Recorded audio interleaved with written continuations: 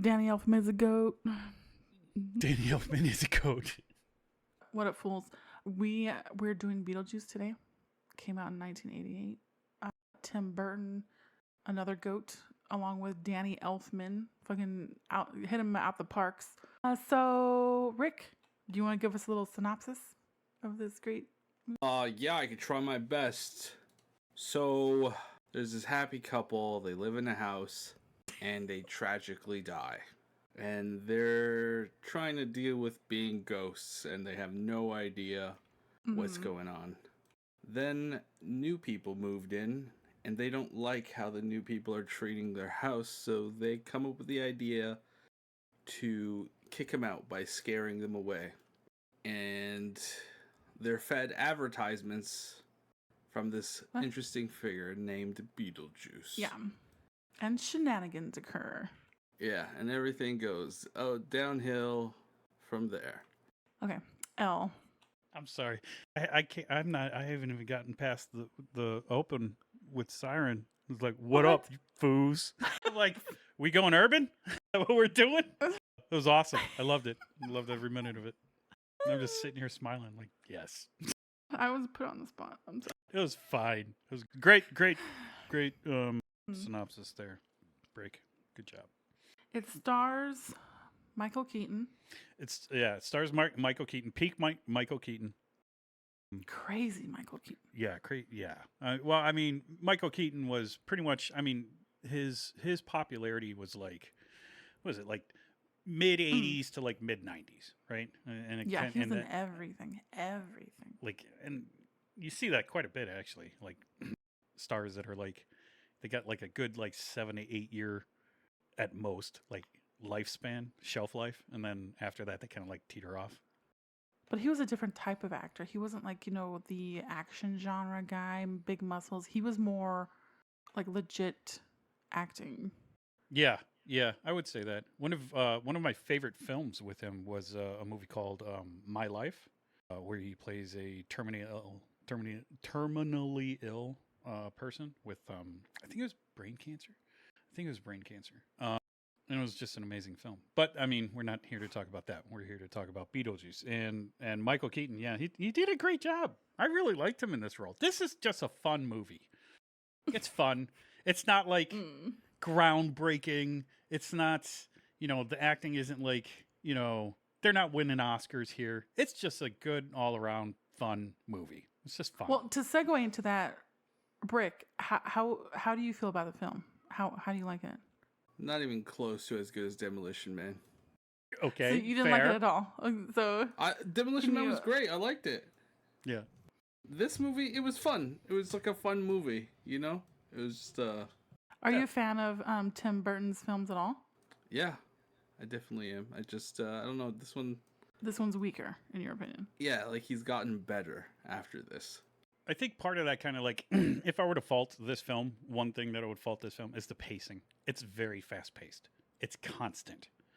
And that's something you kind of see, unfortunately, you see that a lot with modern movies. The pacing, they're just trying to cram too much in there. And the pacing is just, you never have time to breathe, right? Right. Yeah. And there's so many actors and the pacing is fast. Yeah, so they're always injecting something new like every scene. And I mean, we go from meeting these people to them immediately driving to town to them being dead within like 5 minutes, like first 5 minutes. And then, which I guess, yeah, for the sake of the story, of telling the story. Yeah, they had to push. But I feel like they had an abundance of characters at the sacrifice of telling the story. Even though the characters do immerse you even more into the world, especially the death side of the world. And this movie also felt very, I don't want to bag on the film, I really don't, because it's a fun film. But if it had two faults, one would be the pacing, and the other thing would be, at least for me, I felt like very claustrophobic in this film. Like everything is very tight and close, and like I think that's because it's the majority of it's like filmed indoors. So young, so thin. Geena Davis. Geena Davis we got in here. She was big in that time period too. I can't remember the name of the actor to save my life, but we just talked about him in Demolition Man, and here he is in Beetlejuice. Oh, I know. The guy who played Otho. Yeah, I know who you're talking about. But yeah, I mean, it's just a good, fun, rompy movie to just sit around with the kids and laugh at. One of the actors that you've seen him and everything, but you don't know his name, but I finally know his name is Jeffrey Jones. You know, the redheaded father that plays Charles. Yep. He's Howard the Duck and everything. Everywhere. He's in so many movies. Yeah. He's the principal in Ferris Bueller's Day Off. Yeah, that's where I recognize him. To segue into I'm gonna probably name my favorite character right here, but there's a lot of you can go Beetlejuice is a favorite character, but in my opinion, Delia is my favorite character of the movie. Really? Yes, the quips and how she's kind of like sassy, even though she's a total YouTube word. See you next Tuesday. Mm-hmm. She's expressive, so I like her overall. It's those eyes. Yeah. It's those eyes of hers. She can pop those eyes out on a dime. And she's a constant Burton. She did the Sally song in Nightmare Before Christmas. So it's like of course, he's known for recasting a lot of people in his movies. So she was in Home Alone, right? She was Kevin's mom. Yes. Yep. Okay. Yeah, she's my second favorite. Who's your favorite? The guy with the shrunken head, and he looks left and right. Okay. We're gonna have to do like legit characters with acting, and then just like background characters. But how he looked left and right, it was like I know, but it was okay. perfect. Let's do. I need to know. Let's do foreground characters, and then we'll do background characters because this is really hard. Okay. So, who is your foreground prominent character? Probably Beetlejuice. Okay. An L? I really do like that. Like when her and Otho are walking around the house and like marking things up, and then they go into the office and he springs out and he's like, "Nah, cut ya!" And she's like, "If you don't let me get this house, I will make your life a living hell." And he's like, "Okay, that's fair, but how about not in here?" Like I do like him. I thought he did a good job. I really like that guy, and he just wants to chillax, and I can totally relate to that. I really can. I really can. So I gotta, I'm pretty sure everyone's gonna say, "Oh, Beetlejuice is my favorite character," but I don't know. I just can relate with that man on so many levels. Yeah. What is your favorite background character, if any? Secondary character, maybe? I don't know. I probably Otho. Like I just really liked him because he like plays like he's so, what's the word I'm looking for? He's so stereotypical. Like I think everyone, when you think of like a hoity-toity New Yorker that's completely full of shit, the people that like the what do they call that, the art scene critic people, you imagine someone like this. I'm not saying that's how they are, but this in your imagination, when you're thinking of like a person that's supposed to be like the negative version of that like social group, that this is the exact guy you pictured. Like he's full of shit. He looks like the guy that when you go to an art gallery, he's gonna oversell you a painting you don't want. Absolutely. Like, I mean, he's like, "Oh, I know just as much about supernatural as I do about like interior design." Well, you don't know shit about interior design. Exactly. Everything is so materialistic, artificial in that little group that they have. Yeah. Like the one girl who's sitting directly next to him, and he makes a comment like something along the line. It's I don't think we ever find out her name, and she never says anything. I don't think she does, or she does. It's like a very quick line or something. But she's just sitting there smoking, and he looks at her and he's like, "Hopefully, it wasn't another suicide attempt." And he's like just making a joke, a joke or something. And this girl looks like she's totally stressed, and I don't know, maybe she is one of those like attention seeking people who do that all the time just for the drama. I don't know, but you get that sense of like, this is a whole bunch of fake people that are sitting around this table, and they did a great job of portraying that. I think the background of that is that's Tim Burton's girlfriend at the time, and she was like in the movie. I think, I'm not sure. Was that his girlfriend? Really? I think so. The Before he went young to Asian woman that Helena. was sitting next Yeah. to? Yeah. I did not know that. That's fun fact. Okay, so my favorite background, floating character through the movie is Miss Argentina. I love her. She's the the green, pink-haired. Oh, the receptionist. Yes. Yeah. Yeah. She committed suicide or whatever. You wouldn't have Juno, I thought was kind of fun too. She's a fun little character. sassy. Yeah. But yeah, it's a so as we've stated a few times, it's a Tim Burton movie. So of course there's all kinds of like practical effects and like some claymation or stop motion or whatever that's called going on. The costuming is amazing. Like I love the costuming, like the way it's a very interesting take on like life after death and it's just and the musical score. I really, really like the music in this movie. Yeah, it was atmospheric at low times, and then it kind of has like a graveyard groove when it's it's when it's hyped up. I guess you can say a lot of Harry Belafonte songs, a lot of them in this movie. Yeah, it makes you wonder if Tim Burton is a huge fan, or at least was a huge fan at the time, to include all that music. Exactly. That or Danny Elfman is a fan. I'm not, because they're pretty a formidable team when they work on all these banger movies. Yeah, they're pretty. What?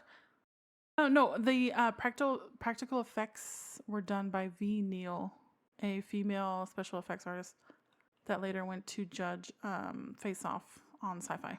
I don't know if it's just characters or she had a team of people doing because it does look like a lot of practical effects, like either in the graveyard or the like the sandworm set and stuff. Well, not set, but that's like more CGI, air quotes. But yeah. So, Brick, what would you say is like your favorite scene in the movie? I think when he goes to the store and that guy's just continuing talking. That's I love that guy. Oh, the barber? Yeah, he's just going on and on. Yeah. Like, this fucking guy, he wanted this, and he was like, oh, he just keeps talking. He's like, oh, bye. I know people like that in real life, so that's why I like it. Oh, really? Like a boomhauer kind of guy. Yeah, they just go on even though you're not in the room. Let's keep talking. Yeah. It's What like about you? you slowly tiptoe backwards away, and you could still hear him talking to you. Yeah, and that's what I mean with like shoving all these characters to build a world, because like he didn't have to be there, but he was there, like painting a picture of like, this is a town, this is the old guy that rambles and stuff, and Yeah, you need a haircut. The realtor that like badgers them to sell their house, and it was really dark. That beginning was really dark because Barbara lost. It implies that she lost a baby before. Because Adam's like, oh, we can try again. And and then the realtor's like, oh, you don't need this house. This is like should be for a family. And she's like, oh, I'm sorry. I'm like, you bitch. The balls on that lady. Wait, I thought she was family, like a sister or something. She lied. She's just trying to be cute. Oh. Mm-hmm. She's like, oh, I also decorated the house. And the chick was like, look, because Barbara was literally in there like changing everything. She's like, oh, I got to work on this room next, implying that, no, bitch, I don't like the way you did this house. Yeah, I remember that. Yeah, I was not a fan of Barbara, but I think she's supposed to be there to be. You got to wonder, like with all these different characters and the way they are kind of like repulsive, it makes you wonder if like, are these characters like representative of people that like Tim Burton knows in real life, like the people that annoy the hell out of him? Did he like transpose them into this film? Maybe. If not true people, then just qualities cranked up to 11. Right. Because it's really there's so many it's so many different personalities. It's crazy. Yeah. What about you, Siren? What was your favorite scene? My favorite scene? Oh, I don't know if it's my favorite, but I kind of cry every time when at the seance basically, and they're coming through their wedding dress and the tux, and they're basically they're there, but then they're dying. I always cry at that part. I don't know if I think it's weirdly my favorite scene, and even the seance, the words in the seance. Yeah, that's probably mine. And you? I think I would go with the wedding. I would say is probably my favorite scene, which I guess is an easy choice because I don't know. It's just something about the lighting in that particular scene, and we're getting everyone together. We also see like at least at the conclusion of that scene, we see the stepmother. What was her name again? Delia. Delia. We see Delia like the very first thing she does once Beetlejuice is taken out of the picture is she like goes and reaches for Delia and Winona Rider's character, whose name I keep forgetting. Lydia. Delia and Lydia just obviously they don't like each other because daughter stepmother type situation, I guess. And then we're kind of given the impression that like Delia is supposed to be like this wicked stepmother type situation, but towards the end of the film, at least in that scene, we see that like Delia actually does care about her. Like she's reaching for her, she's like clinging on to her, so it does show that she does have affection for this girl, and Lydia has affection for her because it could also be like the fact that she's also terrified too that she might be clinging onto her. But I just liked it. It was a fun scene. We get to see like the sculptures, quote sculptures, get like animated. They go over there. We get a whole lot in that scene. We get some cool effects. We get some comedy. We get some comeuppance. As those two people get launched through the ceiling. We get Geena Davis like playing like a heroic role there for a moment, coming in the last second to do her shtick.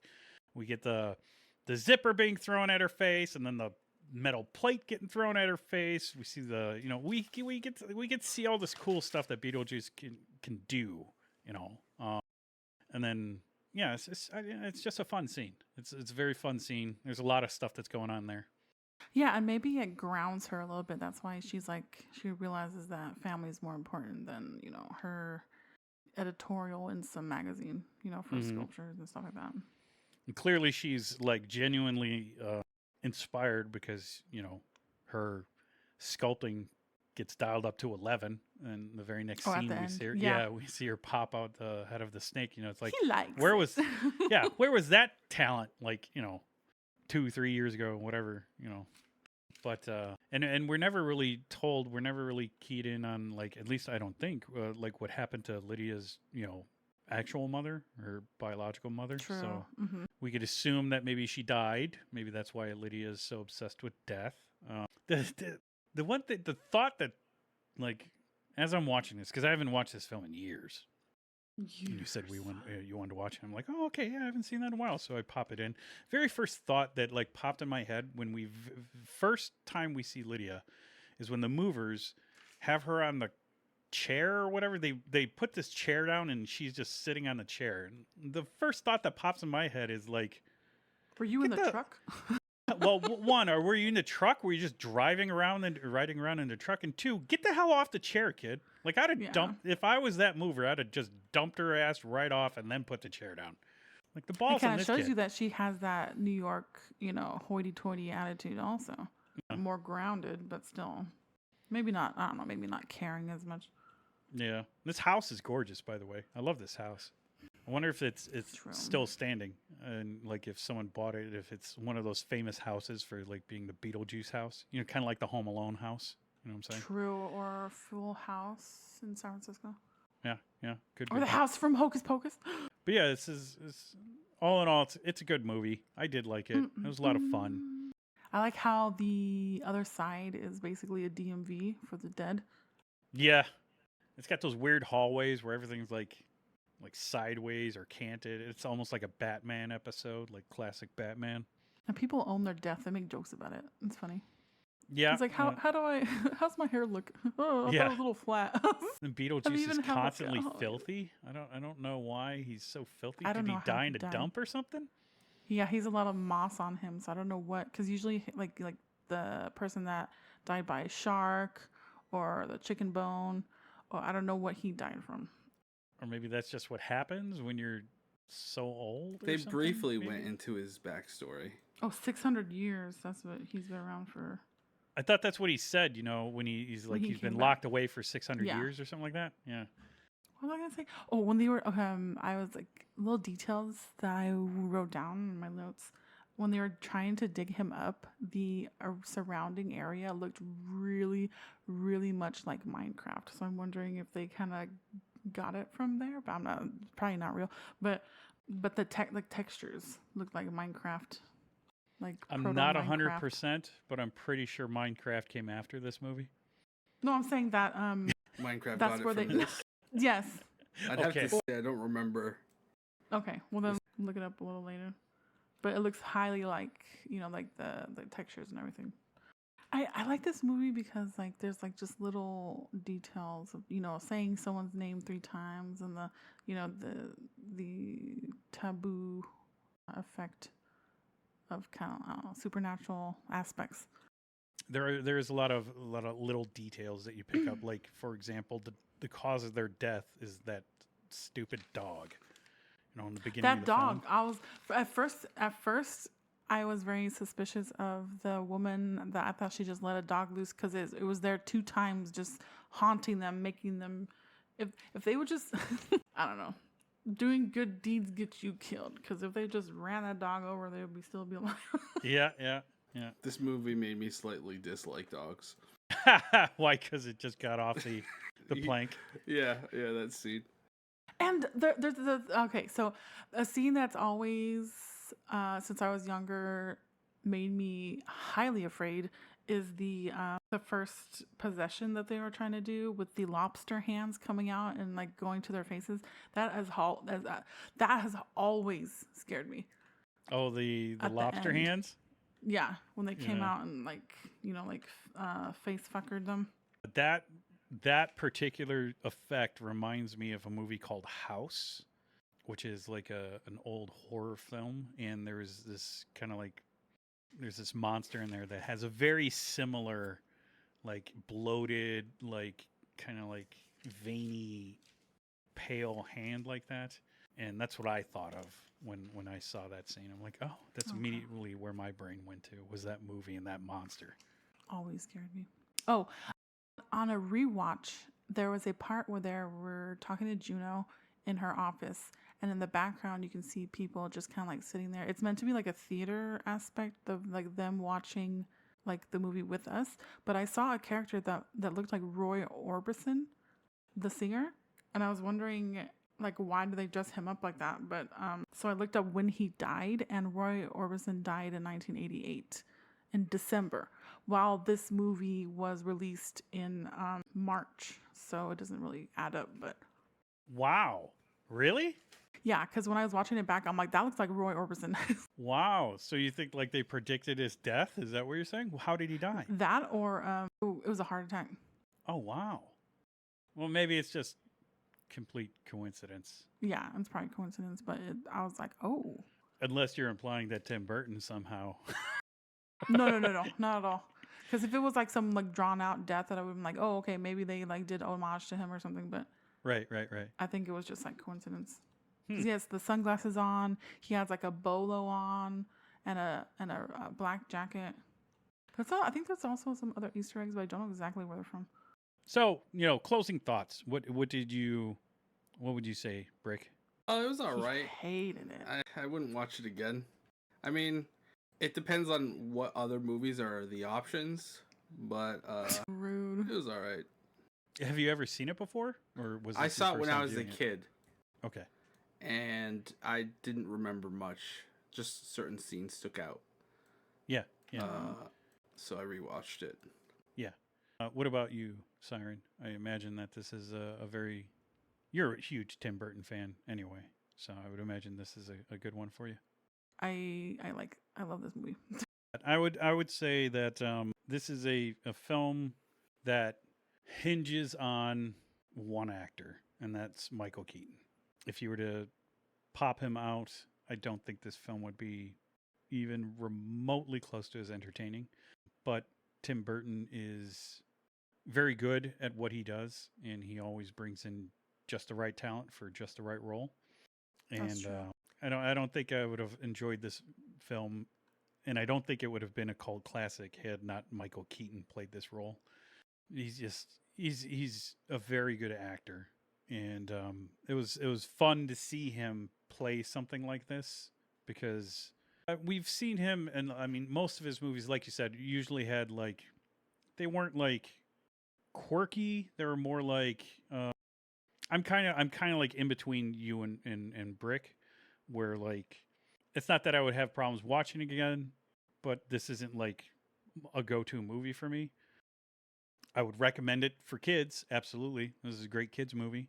This is a great family movie, I should say. It's not a kids movie. I would say it's a great family movie. You know, sit down with your kids and watch it and like, oh, look at them do all the weird stuff and blah blah blah.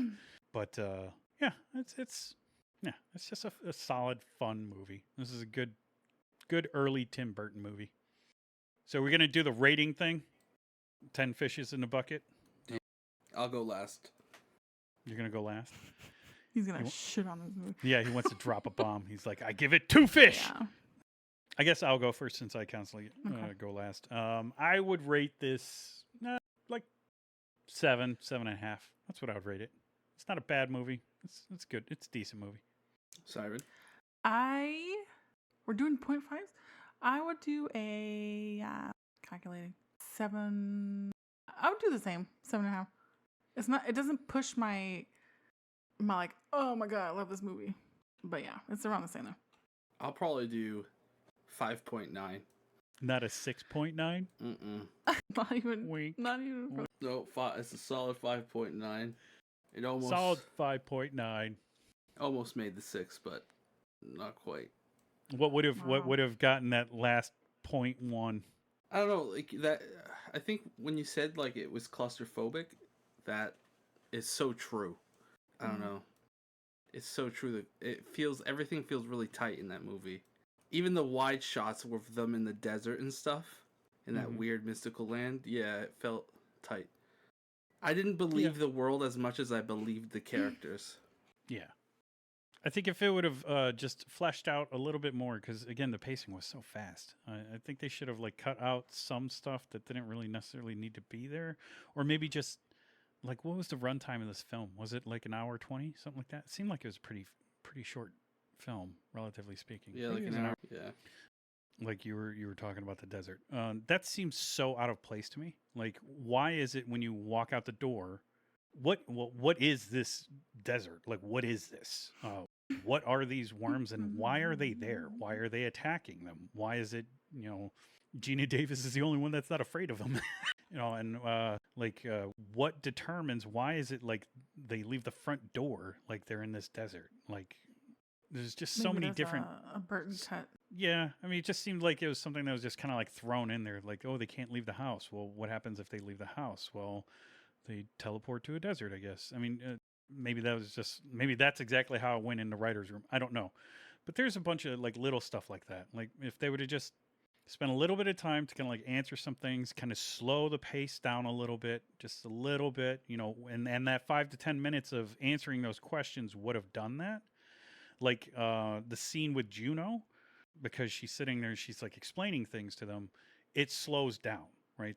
We're not like frenetically racing from scene to scene to scene. Like we get this lull in the action in order for Juno to like explain things, and they're walking around, but even that's very abrupt. It's very quick. Like as far as like the time frame we're given with this woman, like why do I only get 3 times I get to talk to you within 125 years, right? Like, why is it all these people, or why aren't there more social workers? Like, what is this? Yeah, it's weird. Didn't read that. Yeah, like what? The football player is calling her coach, and she's like, "Get the hell! Like, how the hell did they get in here?" Right? Like, what is going on? If they would have just spent a little bit of time, just a little bit, not a lot, just a little bit, just kind of like answer those questions. I think it would have been. I think it would have done the movie a whole lot more service. But I mean, even without that, it's fine. Do you guys want to talk for a brief moment about the sequel that's coming out, or that they're working on? I don't know if any of you have seen the Beetlejuice cartoon through the 90s. Either of you? I have, yeah. You have? Brick, did you know that there was a Beetlejuice cartoon I in the 90s? did know, and I always skipped it. I'd rather So watch Rugrats. Go ahead. yeah, so the premise behind that show is like we still have Trash Lydia, show. Trash but show. I don't know the story, but instead of like Beetlejuice being the antagonist, he's like her sidekick, and she calls him out in order to do stuff. Anyways, I imagine that's my prediction. I think it's They're going to gonna be flip it. more Okay, like okay. I think it's going to be more like the cartoon than it is like a sequel, right? I think like Willem Dafoe is probably going to play some kind of like monster or big baddie or whatever, and then Winona Ryder is going to have to resort to like going and getting Beetlejuice back into the mix in order to like fight this guy off. That's my guess. There are Yeah, zero but details about this movie, but that's what I'm guessing. they cast Jenna Ortega in it too, though. So is she gonna be? She's most likely going to be Winona Ryder's daughter, So is she gonna be the sidekick? or Because she's gonna maybe probably look goth too. well, maybe Ortega is going to be like the main character, kind of like and Winona Ryder will play like another Stranger Things role, because obviously Okay. because of Stranger Things, we know that Winona Ryder does an amazing job playing like a motherly role. So maybe Winona won't be; she'll be more of like a supporting character, and then Ortega will be the primary character. I'm just a proponent of like some sequels do not need to get made just to ride the dick of the IP. I just don't like it. Yeah. If it improves upon, fine, but Tim Burton might be the one to do a good job, though, to be fair. Had you asked me, or had we had this conversation 15 years ago, I would have, or like even 10 years ago, I would have probably disagreed with that sentiment.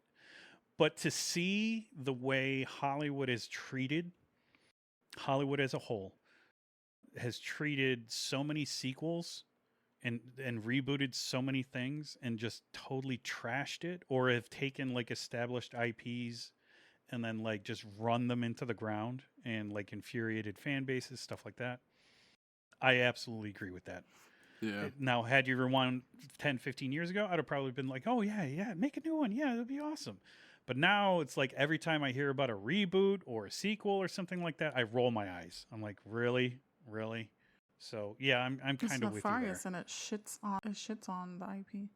I think it'll be decent because Tim Burton is going to do it. As long Yeah. as he is, if he's directing, right, and there's a competent writer, right, unless he's writing it himself, and Danny Elfman's doing the music, then maybe.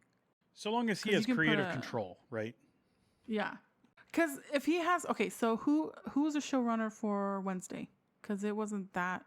I that was a honestly couldn't tell you who the showrunner was.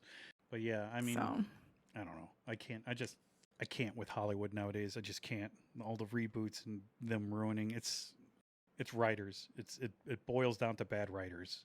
People who and they want to go on strike. It's not- Irony. well, Bad writers going on strike. well, I mean, there's We need plenty more of money good to make writers shitty too. shit. Yeah, Well, well, yeah. let's not lump them all in together, because there are amazing writers out there. I mean, we just talked about Arcane, right? So I mean, there are a great number of great writers out there.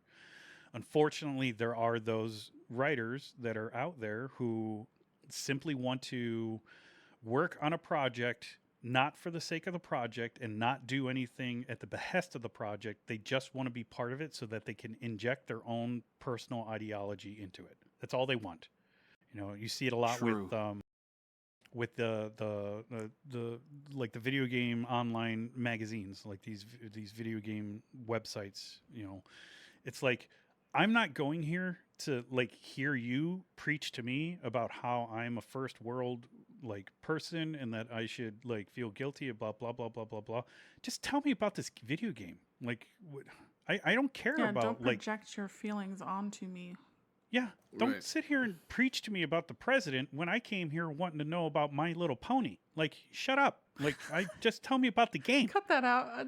He is not a brony. Do not paste him as a. Hey, he did that to himself. That's Yeah, staying you in. leave that in there. But yeah, like, I mean, and that's what it boils down to. Like, will we ever know for absolute certain that, like, for example, I know we're getting a little bit off we're getting a little long in the tooth and a little bit off topic here, but let me just get this off my chest.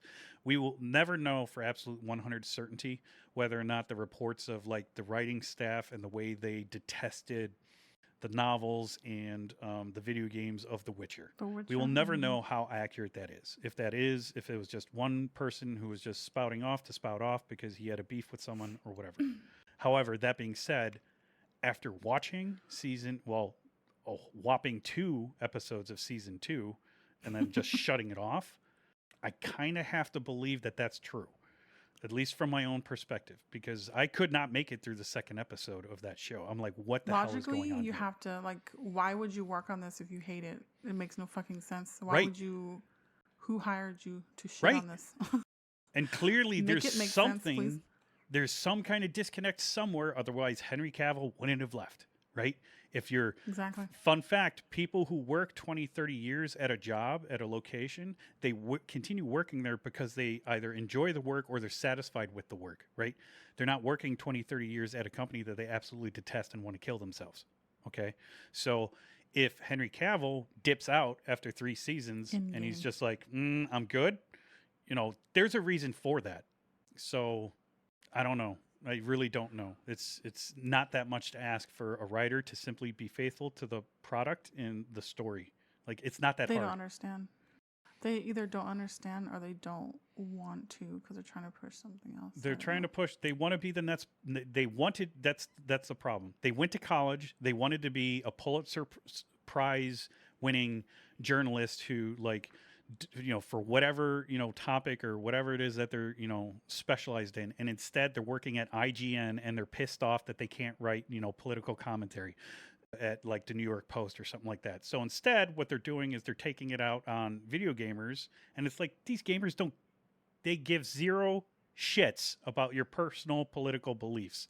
They don't fucking care that you spent $200,000 on a piece of paper that you can't fucking use anymore. What they want to know is what the fucking combo is to the next Street Fighter like character or whatever. So shut the fuck up and talk about the goddamn game.